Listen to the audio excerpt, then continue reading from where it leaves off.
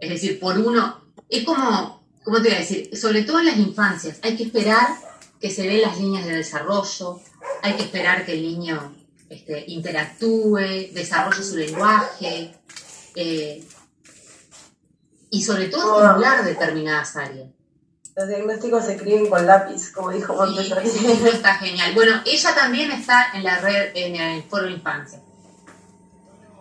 En el Foro Infancias está también la autora de ese libro, que es tal cual, ¿no? Ahora estamos en una época donde las infancias todas están diagnosticadas.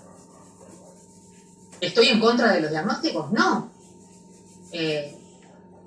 Los tomo con pinzas y Diagnósticos apresurados, capaz. hiper diagnosticados. Eso no quiere decir que no haya intervenciones oportunas, que no haya estimulación de determinadas áreas, que no haya... Pero no cataloguemos a los niños con patologías.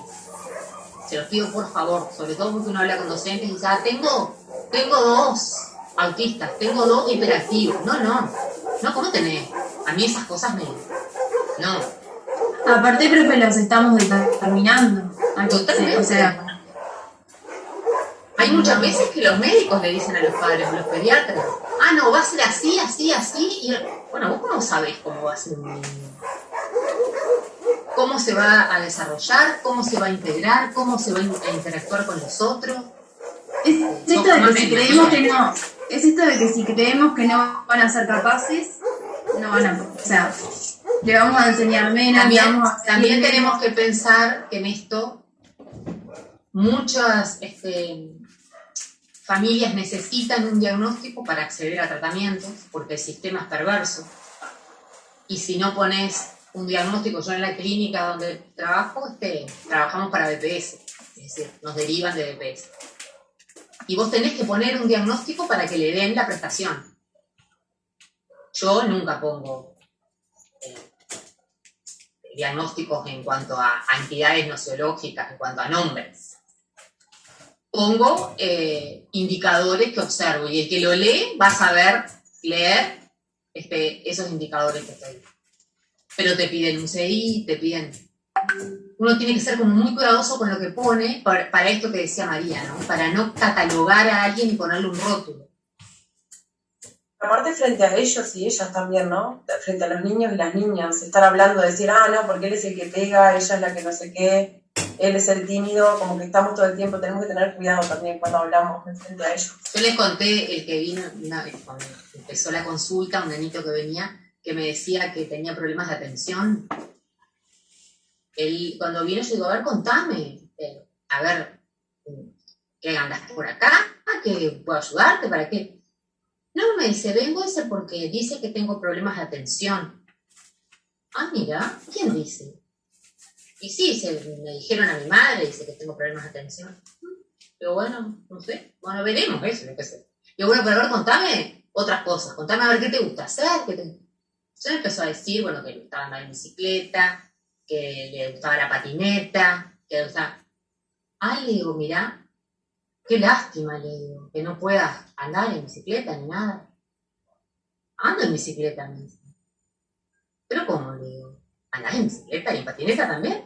Sí, me dice, ando, voy a la rambla y ando. Pero no te entiendo, le digo, ¿te das contra todas las cosas? No, me dice. ¿Pero no me decís que tenés problemas de atención? Sí, me decía. Entonces no podrías andar ni en bicicleta ni en patineta, porque tenés problemas de atención, no sabes para dónde vas, te das contra las cosas. No, dice, pero no me doy, no, yo sé para dónde atiendo cuando... le digo, entonces, no será tan así. Me dice, no. Bueno, es decir, los niños llegan ya configurados y, ¿cómo les voy a decir? Rotulados y creyéndose esas características que se le atribuyen. Obviamente, él para algunas cosas no podía prestar atención. Bueno, habría que ver qué eran esas cosas. Pero si no pudiera prestar atención a nada, es otra cosa. Empezó con 7 años, ahora tiene 10. Aparte, el profe, ¿a quién no le pasa que hay cosas que le interesan más y le presta más atención que a otras? Totalmente. O sea, Totalmente, imagínate la infancia. Una infancia que a veces está hiperestimulada o que... Profe, y después que pasó el tiempo, ¿cuáles eran las cosas que más le costaba prestar atención? Y no, básicamente era en el ámbito escolar, por sobre todo una dificultad, sobre todo gráfica, ¿no? Del uso del lápiz, pero también uno empieza a trabajar y era falta de estimulación también de todo lo que es las praxias, ¿no? Entonces le dificultaba mucho el lápiz, entonces como le dificultaba mucho el lápiz, no lo usaba, no quería, se resistía a la escritura, y por supuesto todo lo que implicaba con 7 años ya en segundo era mucho más la exigencia, entonces no, todo lo que tenía que ver con prestar atención a lo que le exigía. Profe, Sí. en lo que usted hablaba del tema de rotular y eso a las personas, siempre es más fácil encasillar y decir, yo tengo a este niño que tiene hiperactividad, a este que tiene no sé qué, a este que tiene no sé qué otra cosa, porque también es una manera más fácil también desde el punto de vista médico y algunas veces también desde el punto de vista pedagógico, ¿no? Totalmente. También el tema de la medicalización y todo eso. O sea, rotulan a los niños y los encasillan y el gurí capaz que tiene 14, 15 años y sigue, pues yo tengo TDAH. Y se lo habían diagnosticado, entre muchas comillas, hace 7 años atrás. Es como lo más fácil atacar a eso y decir, lo encasillo, lo dejo acá y y por el resto de su vida va a ser tal Y cosa. no solamente eso, a veces también las familias, porque un niño, si el problema es del niño, si el niño nació así y tiene un problema, yo no tengo nada que ver. Es decir, claro, ahí va, no asumir las responsabilidades de la familia, de la institución educativa, decir, bueno, ¿cómo abordo esto? Ahí va, no querer ponerse en ese lugar de, no todos los niños van a reaccionar igual a los mismos estímulos, no todos van a tener la misma crianza, no todos van a asimilar de la misma manera las cosas que se le plantean. Y sobre todo esto que plantea Calmes es pensar en el niño, en el proceso del niño. Claro, pensarlo al niño como un ser individual y no desde el punto de vista del punteo que tiene cada patología, digamos. O sea, no decirle ustedes saben que antes los diagnósticos se hacían por un manual diagnóstico. Claro, eso voy, que es el DSM-3, después pasó pasó al DSM-4. El de los militares y eso también, que eran que querían separar a los que supuestamente eran normales de los que no, para que puedan algunos ir al ejército y otros no, y eso fue lo que se masificó y se empezó a aplicar test a cara de perro a todas las personas, indistintamente de la edad, de la crianza, de lo que sea. Claro, y el último manual diagnóstico, que es el DSM-5, que es el que está hoy vigente, se agregaron casi 30 trastornos nuevos. O sea, todos, nadie se salva de que en alguno de los trastornos del DSM-5 entras. Rosana, ¿te hacen una consulta? Sí. ¿Tú ves algún caso de trastornos del lenguaje confundidos con TEA en consulta? Sí, claro. No solamente yo, las fonos.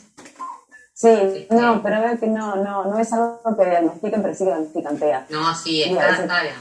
Hay un trastorno específico del lenguaje que hay que hacer diagnósticos diferenciales. Por eso te digo, pero en la escuela lo primero que te dicen es TEA, nunca te dicen que puede ser de pero no es en la escuela. En la escuela no te pueden dar un diagnóstico. No, pero te los mandan como si fuera. No, jamás. Y a veces caen. Pero eso depende de la escuela. No corresponde jamás. desde la institución. La escuela nunca te puede hacer un diagnóstico. Los diagnósticos son interdisciplinarios. No, puede hacer un informe. Pero en un informe nunca podés poner un diagnóstico. No diagnóstico en el informe, pero sí puede hacer un Lo que pasa en informe. este caso. La maestra, por ejemplo, perdón. Pero las maestras te ponen a veces, me parece que tiene un poquito de TEA. ¿Cómo un poquito de TEA? No, eso ¿Cómo está vas a mal. poner una cosa así? Ay, profe, no se enoje. No, Pero es que lo ponen los maestros. No, lo que no, pasa no es es esto. Lo que pasa es esto. Hay algunas niñas que yo veo que tienen un diagnóstico que, por ejemplo, se lo dieron a los 3 años. ¿Ah? Y se ha ido renovando año tras año, y el niño hoy tiene 6 años y sigue con el diagnóstico de TEA.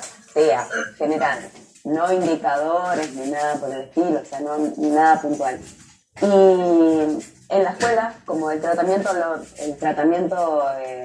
la escolarización, la de maestras itinerantes y todo lo demás, y es como que ellas no diagnostican, pero los tratan según lo que creen que tienen. Horror. Sí, es horrible. Falta de ética, todo. Y que no hay psicólogo en el equipo, son solo maestras itinerantes. Bueno, entonces también te voy a diagnosticar un hipertiroidismo total. No hay médico y te diagnostico. Eso es otra cosa, que a la salud mental todo el mundo la diagnostica. ¿Tenés depresión? ¿Perdón? ¿Quién dice? Es decir, a cualquier persona no, tendrías que tomar esto, porque yo conozco a alguien que tenía lo mismo, tenés trastorno de no sé qué, tenés bipolaridad, la salud mental parece que cualquiera puede aproximar un diagnóstico. Yo lo que veo es eso, veo que no se está tomando realmente como muy en serio o como una posibilidad real el trastorno del lenguaje, como algo que les puede retrasar a los chiquilines y ponerlos aparte y dejarlos. Eso es un tema en cuanto hay diagnósticos de autismo en niños que no han desarrollado el lenguaje. Pero solamente el desarrollo tardío del lenguaje ya lo toman como un indicador de TEA fuerte. Pero ese es un indicador. Dentro de muchos indicadores que tienen que darse juntos para que uno pueda... Que pueden ser o pueden no ser tampoco. Que tenés que tener un diagnóstico. Pasa lo mismo con por ejemplo, la hiperactividad o el déficit atencional. ¿Qué diagnostica? Ritalina. Sí. Hay un artículo que está muy bueno que se llama Hijos de Ritalina. Porque es justamente lo hizo un psiquiatra del movimiento de la despatologización, que lo que habla es de que a todos los niños se les diagnosticaba y se les mandaba Ritalina. La Ritalina es sertralina, ¿no? Es cuando te falta serotonina. Para saber si a vos te falta o no serotonina, habría que hacer un estudio hormonal. Y un estudio de los neurotransmisores para saber si tenés un déficit o no. Porque si yo te estoy dando una medicación y tú la falta de atención, como decíamos ahora, o la hiperactividad la tenés por otra cosa, por ejemplo, un niño que es abusado, y yo le estoy dando sertralina, es como si... No se hace. Yo cuando pregunto los diagnósticos, ¿a cuántos niños se le hicieron estudios neurológicos? La Ritalina es risperidona, ¿no, profe? No, pero la risperidona es para otro tipo de características de patología. Pero es una nena con TEA que toma, y es TEA. Sí, pero debe tener algún otro tipo de sintomatología para que le den risperidona. Son fármacos distintos. Pero la sertralina te digo porque es lo más común y que es un neurotransmisor. Si vos no necesitas ese neurotransmisor y estás teniendo hiperactividad, por ejemplo, por otra situación, a vos te están dando una sustancia que tu cuerpo genera. O sea, tu cuerpo la deja de generar porque la estás recibiendo. Por lo tanto, ¿qué les parece a ustedes? ¿Que se mejorará el síntoma? No, y aparte hasta después si vos seguís sufriendo lo mismo, un niño que sufre maltrato o abuso o lo que, ¿les parece que va a cambiar porque le den un neurotransmisor? Claramente no. Por eso digo que los diagnósticos tienen que ser diferenciales, tienen que ser interdisciplinares, tiene que ser un proceso. ¿Se da eso? Y no, lamentablemente no. Profe, con interdisciplinares se refiere a psicopedagogas, psiquiatras, biólogos, neurólogos muchas veces, la neuropediatra también. ¿La escuela primaria tiene ese tipo? No, yo meto 1110. Yo sé. No, en la escuela son las instituciones médicas, pero no lo tienen. Estoy sudando frío. Las instituciones lo tienen.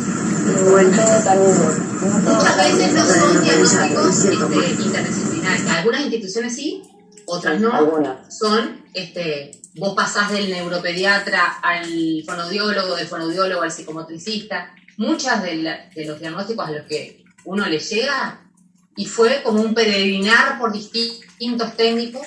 Fue una pregunta, un diagnóstico que está dado solo por un técnico, por un psiquiatra, él te ha diagnosticado solo por un psiquiatra y por ningún otro profesional, ¿es de fiar?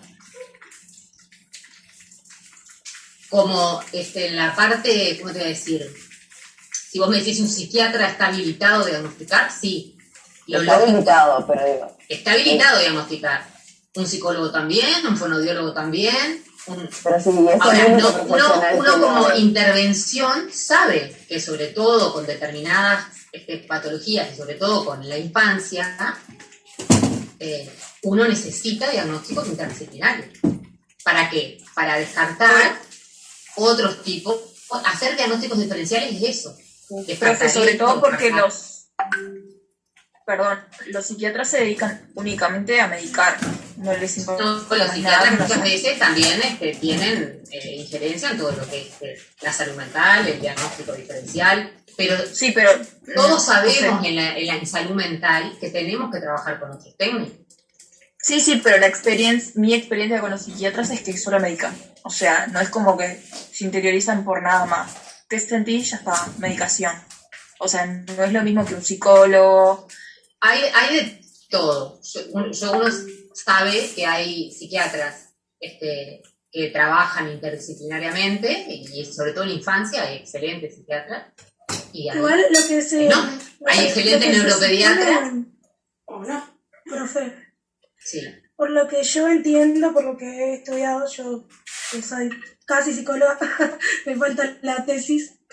Por lo que yo entiendo, como que un psiquiatra hace como un trabajo más puntual en la vida de la persona, en un quiebre que haya tenido, un quiebre ya sea emocional o lo que sea de esa persona, y en la mayoría de los casos sí recetó una medicación. Ahora, el psicólogo hace un trabajo más lineal en la vida de la persona. No ataca tanto al hecho en sí, sino a esa construcción y a esa reversión de todo. Eso depende. Claro, todo depende de la persona y del caso, ¿no? No solamente de la persona, depende de tu formación. Si tú sos un psicólogo forense, no vas a hacer ningún estudio lineal de nada. No, por eso yo dije, Claro. Si sos un estamos psicólogo hablando laboral, de psicología, por ejemplo, de la niñez, no en los casos de psicología. Si sos un psicólogo laboral, vas a hacer un diagnóstico o una... Claro, yo me refería a lo que estábamos hablando, de psicólogo terapeuta. Pero va lo mismo, si tú sos psicólogo no a lo laboral o lo que sea. Pero en la infancia igual, si tú sos psicólogo de niños, sos psicólogo cognitivo-conductual, tú no vas a hacer un estudio de nada, va a venir alguien te va a decir, este niño tiene dificultades de aprendizaje, no puede escribir, tú vas a sentarlo y vas a entrenarlo, porque lo que vas a tratar de que cambie es el comportamiento, es eso puntual, que escriba. Si tú no sos psicólogo conductual, tú te vas a preguntar qué está pasando que ese niño no puede dejar su grafía, no puede concentrarse en el desarrollo y vas a tratar de generar de que el niño se apropie de su escritura, que se apropie de su trazo. Por eso cada uno de nosotros nos especializamos en una corriente distinta, porque o adherimos a una corriente determinada o a otra. Y los psiquiatras son lo mismo. Hay psiquiatras que hacen psicoterapia, pero para eso no tenés que ser psiquiatra solamente, tenés que ser psicoterapeuta. A eso me refería yo cuando decía que las maestras ya directamente piden una terapia cognitivo-conductual. Pero es que tampoco es la maestra la que pide el tipo de terapia. Pero es que lo hacen, profe. Bueno. En la realidad lo hacen y es lo que piden como exigencia para que ella pueda seguir en el jardín. No, pero eso es una lectura total. Eso no tiene... Es decir, cualquier persona que quiera, por los derechos del niño, cualquier familia que quiera refutar eso, ningún centro educativo puede exigir una terapia determinada ni un diagnóstico. Es decir, en esos casos se debería denunciar porque no corresponde. Lo que hace es derivarlo. Lo que hace es hacer un informe pedagógico, lo que puede hacer una maestra. Un informe pedagógico de las áreas del desarrollo cognitivo, que es para lo que nos formamos como maestros, y elevar un informe a un pediatra, un psicólogo. La pediatra es la que lo deriva, si lo deriva un y el pediatra es quien va a recibir ese informe, va a evaluar determinadas condiciones, que el pediatra es el que más conoce al niño en la parte del desarrollo, y va a hacer la derivación, por lo general a neuropediatra, a evaluación psicomotriz o psicopedagógica. Sí, a nosotros nos pasó. La neuro, por lo general el neuro es el que deriva si fuese necesario psiquiatra. Un pediatra es muy difícil que derive a psiquiatra. Lo que hicimos fue un informe pedagógico de cómo veíamos al niño y después de ahí se fueron generando redes con otros especialistas y tal, pero nosotros ya no intervenimos más, solo hicimos eso, como el primer paso. Un maestro nunca puede diagnosticar o decirle a un padre, a mí me parece que tiene esto, tiene el otro. ¿Lo hacen? Sí, una falta de ética absoluta. Sí, hay de todo. Por eso los diagnósticos deberían llevar más tiempo de lo que en realidad pasa. Pero volvemos a lo mismo, Milena. Hay familias que necesitan de una prestación para que puedan ser atendidos sus hijos. Pero, profe, por ejemplo, salud pública no tiene eso, ¿no? Sí. Sí. Pero ahora hay un equipo. Claro. Pero en el interior del país, bien, porque eso es Montevideo. Yo trabajo en el interior. BPS le da... No, lo digo porque cuando yo era chica, hace muchos años, el interior era como otro país, aparte. No. Las prestaciones de BPS se dan también, tutela militar tiene prestaciones para tratamiento, que te cubren hasta 2 tratamientos, y solo por el hecho de ser trabajador tenés acceso a esas prestaciones. Eso también, por ejemplo, los docentes tienen prioridad en el acceso a salud mental dentro de todas las mutualistas. Tienen derecho a no sé cuántas horas, ¿no? Sí. Por eso digo, es algo que hay que atender integralmente. Y hay que tener cuidado, está bueno esto que traen ustedes, para pensar en la ética docente. Porque cuando hablamos del desarrollo del niño, cuando hablamos de todo lo que tiene que ver con esto de...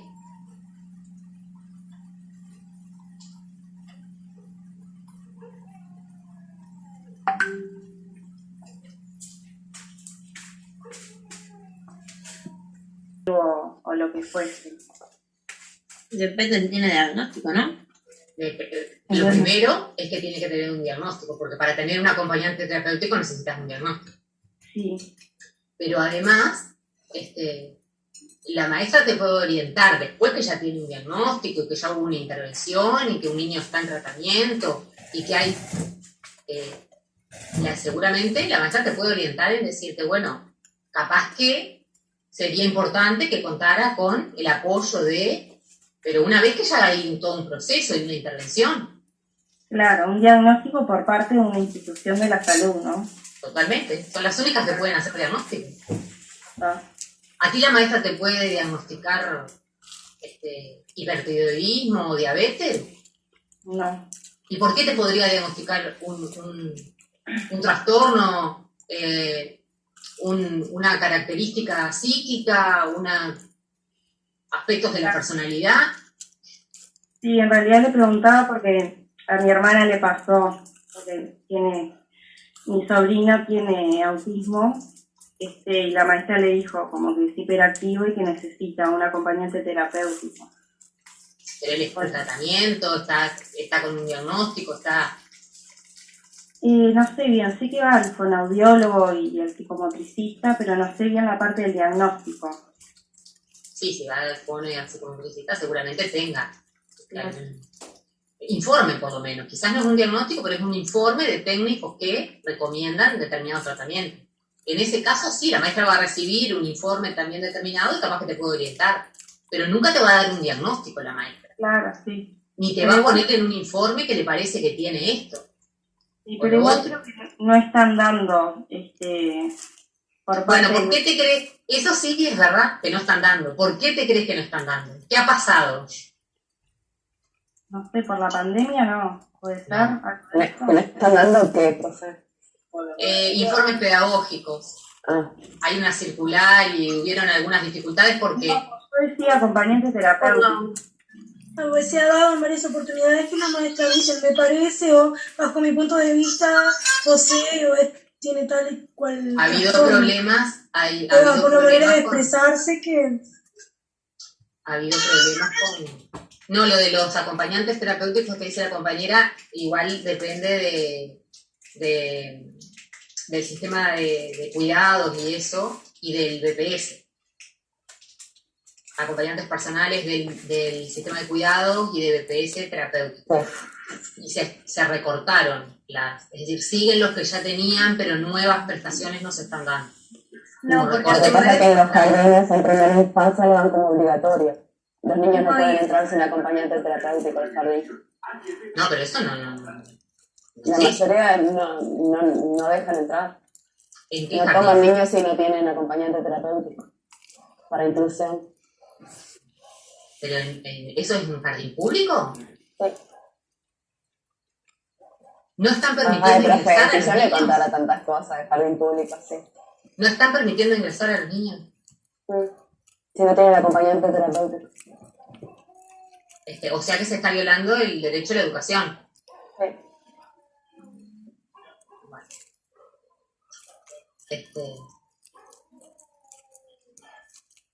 No, de lo que yo tengo entendido de los acompañantes terapéuticos de BPS es que si no tenés el curso, por ejemplo, no te están dejando trabajar y por ende hay un montón de gente esperando el curso para poder trabajar y por eso no hay tantos. No, porque igual los cursos no los como están dice la dando. profesora, no tiene que ver con pero eso. hay No están dando algunos que prestaciones. están formados, que estaban, yo te digo porque tengo 2 niños en consulta, que sus acompañantes terapéuticos están formados, tienen horas, pero no pueden anotarse para acompañar a otros en horarios que tienen disponibles, porque no están dando la prestación. No están dando servicio. Creo que desde el año pasado. Sí. Y tampoco están dando los cursos. Se está cortando todo, claro, se cortó todo. Porque quieren sacar el sistema. Quieren sacar el sistema. Bueno. Pero bueno, todo esto que hablamos del lugar del adulto y de la mediación y sobre todo del docente, esto es fundamental y en primera infancia. Ustedes tienen que tener en cuenta esto, ¿no? El lugar que ocupa el adulto. Sobre todo en los juegos de crianza, ¿por qué? Porque el juego de crianza es una instancia donde adulto y el niño se encuentran en un mismo momento. Se llaman actividades lúdicas y prelúdicas porque esto que hablábamos, ¿se acuerdan? Cuando veíamos lo sensorio motor, que de repente es dar de mamar, de repente es dar de comer, o son actividades que no lo podemos pensar como un juego en sí mismo, sino que a veces son actividades como prelúdicas, que se dan hasta en la frontera ahí de lo instintivo, como planteaba Piaget también, ¿no? De lo sensorial, del chupeteo. Ocurren en los primeros años de vida y son esencialmente juegos que involucran el cuerpo.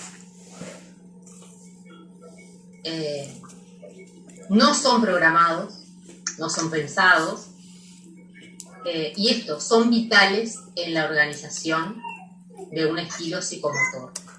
¿Qué quiere decir eso? Que van a constituir el desarrollo psicomotor del niño. ¿Sí? Un niño estimulado sensorialmente, estimulado además en esto que decía al principio de la mirada, un niño que es mirado por otro, que es espejado también desde la aceptación, desde, nosotros llamamos en psicología, poder investir al otro desde el deseo, lo constituye al niño. Un niño, por ejemplo, que es rechazado, que es maltratado, que es violentado, tanto como si siente hambre, como si siente frío, como si sufre violencia. ¿Qué les parece a ustedes? ¿Se constituye de la misma manera en lo perceptivo? No. No. Obviamente. Bueno, esto es lo mismo. Tienen que ver con cuidados básicos, esto que yo les decía, la alimentación, la higiene, los movimientos, el traslado, y son catalogados como juegos de sostén. ¿Qué tendrán que ver los juegos de sostén? Con el tema del cuerpo, la confianza, la seguridad que se le transmite al niño. El afecto. Tiene que ver, además, con que... Sí, pero con que el niño no tiene una percepción del cuerpo propio, es sostenido por el cuerpo de un otro. Sin el cuerpo del otro, ¿qué le pasa al niño? Se siente solo. No se sostiene. No se sostiene, no es. Por eso muchas veces la pérdida de sostén, el bebé, ¿vieron cuando el bebé está re dormido y lo vamos a dejar? Y así. Y se despierta. ¿No? ¿Por qué? Porque la pérdida de sostén implica una falta de seguridad en alguna instancia. Porque es en tanto el cuerpo del otro. Y esas sensaciones, Carmen lo dice, son que se perduran en la adultez. Veía lo de esto de que cómo nos gusta amacarnos de grande y todo, cómo se transmiten a lo largo de todo nuestra edad, ¿no? Empiezan de bebés, pero... ¿O no? Sí, hay gente que tiene pánico con cualquier cosa que lo eleve del suelo. Sí. Y es adulta.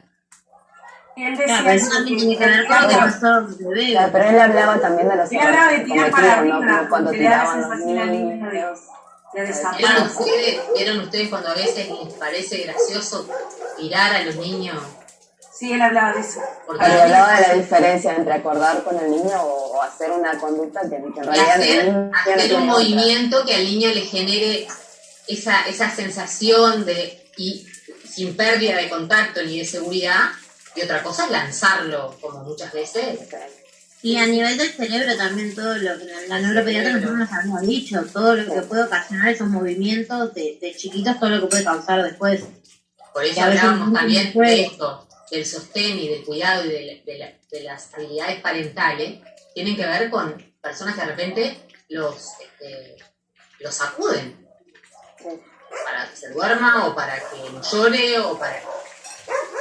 Y esto, como dice Diana, todas las consecuencias que puede traer en el desarrollo del cerebro de un bebé. Y ustedes dicen, eso es algo lógico, todo el mundo... Bueno, no todo el mundo. Tenemos que trabajar muchos aspectos también con la familia, de esto del relacionamiento, del vínculo, de cómo se sostiene un bebé. A veces nos vemos colgando. Vos con una familia le decís, no lo tires, y ya piensan que sos una loca del cuidado, ay, no. Pará, todo el mundo hacía eso con los bebés, los tiraban para arriba y no les pasaba nada. Y vos lo ves al niño ahí sufriendo, todo con miedo. O le gusta. O lo no mismo la cara que pone en la cola, ¿no? Eso también, eso saben, en esto que hablábamos recién de lo que es el proceso de mentalización. Hay una parte en ese proceso de mentalización que tiene que ver con atribuirle procesos cognitivos o mentales al otro que no tienen que ver con la realidad. Por ejemplo, hay mamás que no quieren dar la teta o que no quieren amamantar, y cuando uno conversa, a ver qué le pasó, que te dice, no, porque siempre por sí es un niño malo. Dice, porque me muerde, me lastima, y lo hace a propósito. ¿Uno qué le está atribuyendo? ¿Qué puede ver en eso? Que le está atribuyendo... Ya lo está etiquetando, No, pero le está atribuyendo una intención también. Una intencionalidad, ¿no? Que en realidad está quizás en aspectos que tienen que ver con un sentimiento de rechazo, de agresividad, eso habrá que ver qué es, pero es decir, se le está atribuyendo a un bebé o al niño. Eso también tiene que ver en el proceso.